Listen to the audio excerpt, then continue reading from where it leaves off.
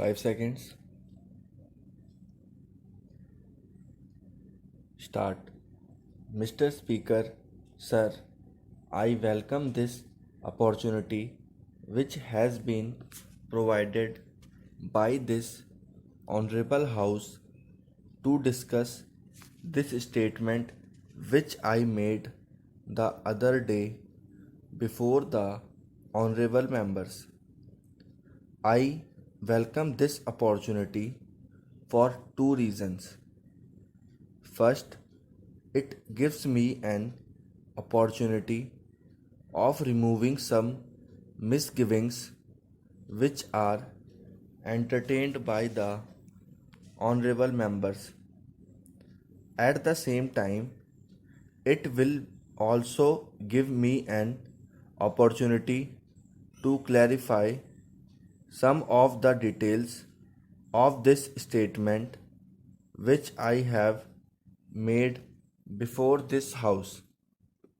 Before doing that, I would like to make a few observations, and these are that some of the honorable members have expressed views that so far as the matter of food is concerned, it has to be treated as a national problem. I do agree with those honorable members who have suggested that so far as this problem is concerned, let us have a national outlook and let us not bring politics into it, and let us try to see how we can overcome the difficulties with which we are faced, how we can make food available to our people at a reasonable price, and how we can help in the increased production of food grains and cereals and other commodities, so that we may not have a face this kind of difficulty in the future.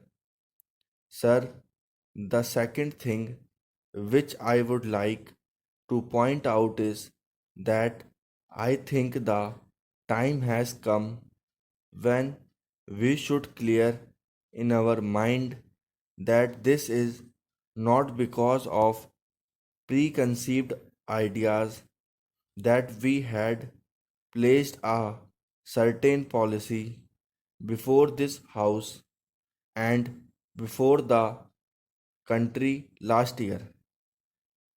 We thought that the policy of takeover would help us in having an effective control over the surplus, so that there may be no scope for speculators on the one hand, and there may be no distortion of prices on the other hand, and it may be possible for us to provide the food grains which are essential commodities for the existence of our people at a reasonable price to our people, and particularly the vulnerable sections.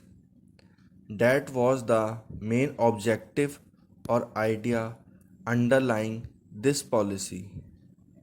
So far as procurement is concerned, that was a procedure in order to implement that particular policy. When some people say that we have reversed our policy or that we have surrendered our policy regarding food grains, I do not agree to such a view. So far as my friend Mr. Mishra is concerned, and so far as my friend Mr. Madhu Limaye is concerned, they did not expect much good out of the policy which we have this time, but they have not told us what is the better policy which can serve the objective which we have placed before ourselves. Sir, I would like to point out one thing. There is no question of surrender and there is no question of reversal in our policy. I can reiterate and emphasize that so far as this government and our party are concerned, we accept the socialistic path as the proper path for the purpose of development and progress of this country. We are very clear about this. We shall pursue this path. Maybe that we may have to change the emphasis from time to time. Maybe we may have to change the direction from time to time. But we hope that the goal that we have set before ourselves will be achieved in the long run. Now, the question before this, why did the policy which we had placed before the House and was accepted by it was not a success? I can give you a number of reasons for this. One of the main reasons why the policy had failed is this: the very honorable members who are now criticizing us had created such a physiology in the country and on the basis of which it was not possible for us to obtain food grains from the cultivators. Sir, it is not possible for the farmers to camp their livelihood from farming alone as they do not have the facilities to grow crops throughout the year in every area. They remain idle for several months in a year.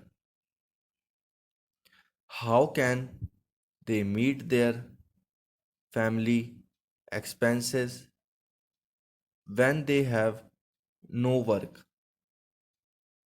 In order to generate employment as well as purchasing power, the government should create jobs for some kind or the other. In this connection, I would like to stress on dairy development. If the rural people get facilities like loan to buy good variety of cows and buffaloes and also some help under the centrally sponsored scheme, will be able to produce milk and milk products. Therefore, I urge the government of India to pay adequate attention to promote dairy in different parts of the country. I hope the government will pay attention.